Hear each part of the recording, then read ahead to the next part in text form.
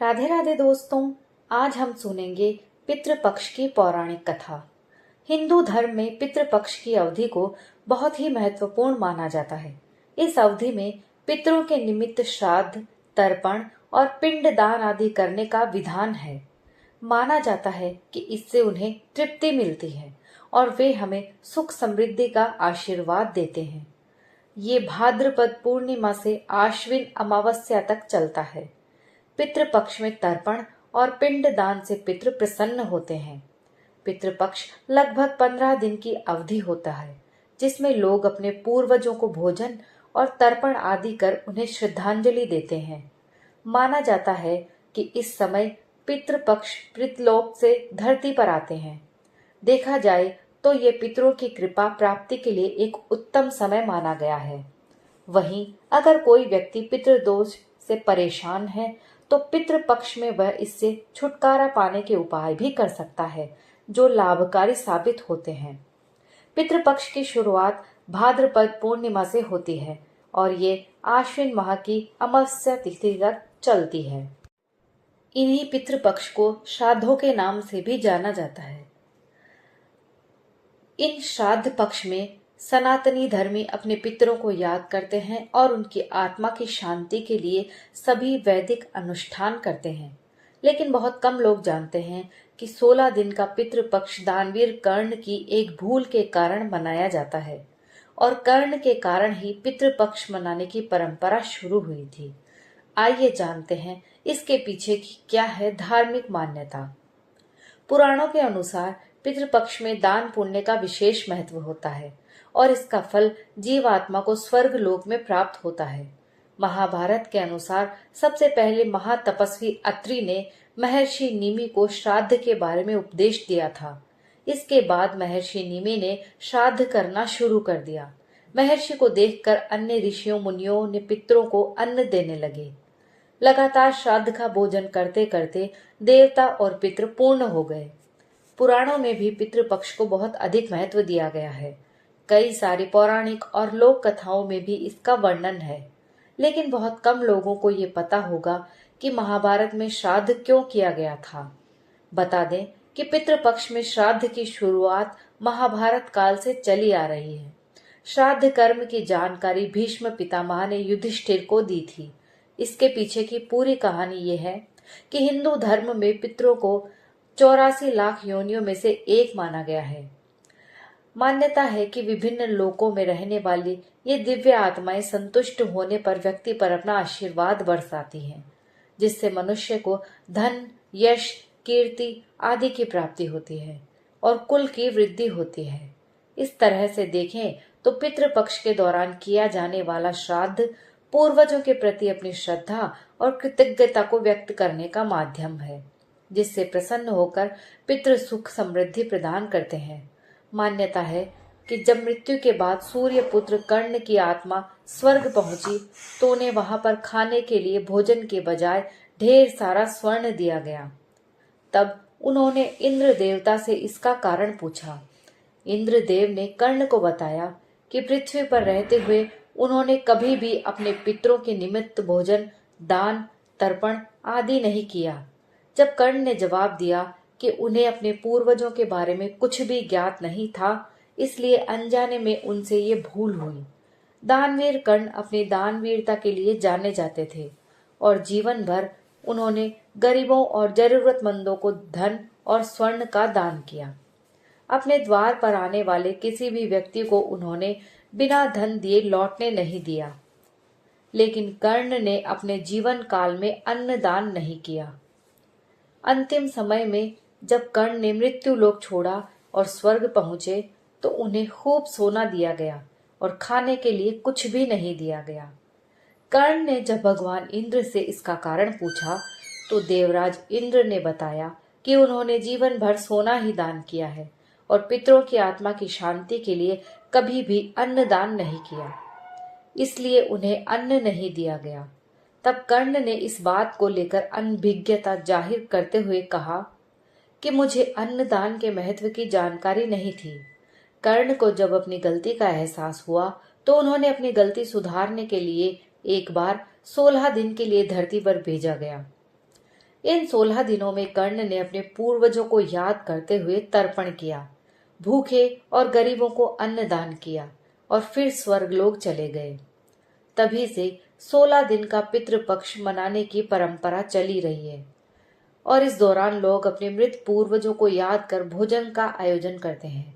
साथ ही इस बात का भी ध्यान रखना चाहिए कि पितृपक्ष के दौरान यदि कोई भिक्षा मांगने आए तो उन्हें कभी खाली हाथ नहीं जाने देना चाहिए। पितृ कभी भी अपनी संतानों को परेशान नहीं करना चाहते हैं। वे बहुत दयालु होते हैं, लेकिन संतानों की उपेक्षा से दुखी हो जाते हैं, क्योंकि संतान के द्वारा श्राद्ध, कर्म और पिंडदान आदि करने पर उन्हें तृप्ति मिलती है और वे अपनी संतानों को धन धान्य और खुश रहने का आशीर्वाद देते हैं। पितृ ये नहीं चाहते कि उनकी संतानें उन्हें तृप्त करने के लिए बहुत कुछ करें। वे श्रद्धा भाव से किए गए श्राद्ध को खुशी के साथ स्वीकारते हैं। ये भी कहा गया है कि श्रद्धा के बिना श्राद्ध अधूरा होता है। आइए अब सुनते हैं पितृपक्ष की पौराणिक कथा। भगवान श्री कृष्ण से एक बार पक्षीराज गरुड़ ने पूछा, हे प्रभु, पृथ्वी पर लोग अपने मृत पितरों का श्राद्ध करते हैं। उनकी रुचि का भोजन ब्राह्मणों आदि को कराते हैं, पर क्या पितृलोक से पृथ्वी पर आकर श्राद्ध में भोजन करके पितरों को किसी ने भी देखा है? भगवान श्री कृष्ण ने कहा, हे गरुड़, तुम्हारी शंका का निवारण करने के लिए मैं देवी सीता के साथ हुई घटना सुनाता हूँ। सीता जी ने पुष्कर तीर्थ में अपने ससुर आदि 3 पितरों को श्राद्ध में निमंत्रित ब्राह्मणों के शरीर में देखा था। वो कथा सुनो। भगवान श्री कृष्ण कहते हैं, हे गरुड़, ये तो तुम्हें ज्ञात ही है कि श्री राम अपने पिता दशरथ की आज्ञा के बाद वन गमन कर गए थे। साथ में देवी सीता भी थी। बाद में श्री राम को यह पता लग चुका था कि उनके पिता उनके वियोग में शरीर त्याग चुके हैं। जंगल जंगल घूमते सीता जी के साथ श्री राम ने पुष्कर तीर्थ की भी यात्रा की। अब ये श्राद्ध का अवसर था। ऐसे में पिता का श्राद्ध पुष्कर में हो, इससे श्रेष्ठ क्या हो सकता है। तीर्थ में पहुंचकर उन्होंने श्राद्ध की तैयारियां आरंभ की। श्री राम ने स्वयं ही विभिन्न शाक, फल एवं अन्य उचित खाद्य सामग्री एकत्रित किए। जानकी जी ने भोजन तैयार किया। उन्होंने एक पके हुए फल को सिद्ध करके श्री राम जी के सामने उपस्थित किया। श्री राम ने ऋषियों और ब्राह्मणों को सम्मान सहित आमंत्रित किया। श्राद्ध कर्म में दीक्षित श्री राम की आज्ञा से स्वयं दीक्षित होकर सीता जी ने उस धर्म का सम्यक और उचित पालन किया और सारी तैयारियां संपन्न हो गई। अब श्राद्ध में आने वाले ऋषियों और ब्राह्मणों की प्रतीक्षा थी।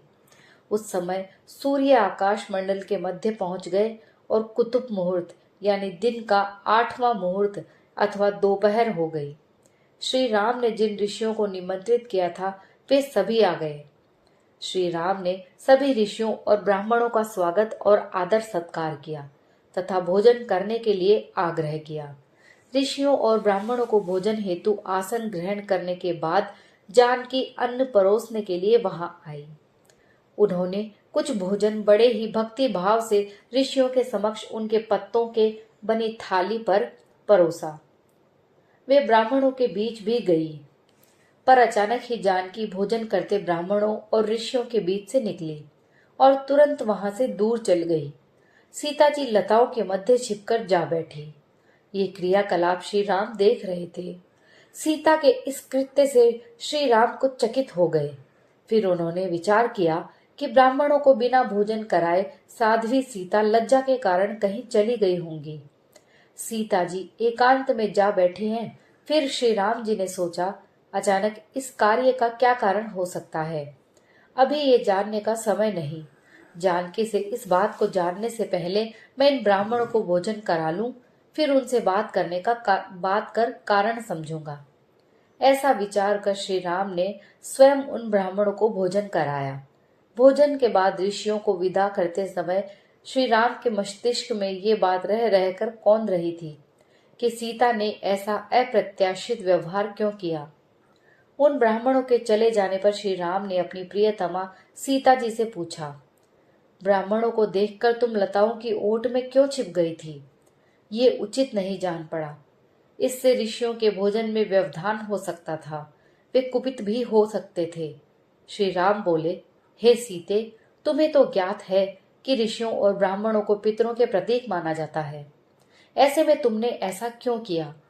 इसका कारण जानने की इच्छा है मुझे, अविलंब बताओ। श्री राम के ऐसा कहने पर सीता जी मुंह नीचे कर सामने खड़ी हो गई और अपने नेत्रों से आंसू बहाती हुई बोली, हे नाथ, मैंने यहाँ जिस प्रकार का आश्चर्य देखा है उसे आप सुने। इस श्राद्ध में उपस्थित ब्राह्मणों की अगली पांत में मैंने दो महापुरुषों को देखा जो राजा जैसे प्रतीत हो रहे थे। ऋषियों ब्राह्मणों के बीच सजे धजे राजा महाराजा जैसे महापुरुषों को देख मैं अचरज में थी। तभी मैंने आपके पिताश्री के दर्शन भी किए। वो सभी तरह के राजसी वस्त्रों और आभूषणों से सुशोभित थे। आपके पिता को देखकर मैं बिना बताए एकांत में चली आई थी। मुझे न केवल लज्जा का बोध हुआ, वरन मेरे विचार में कुछ और भी आया।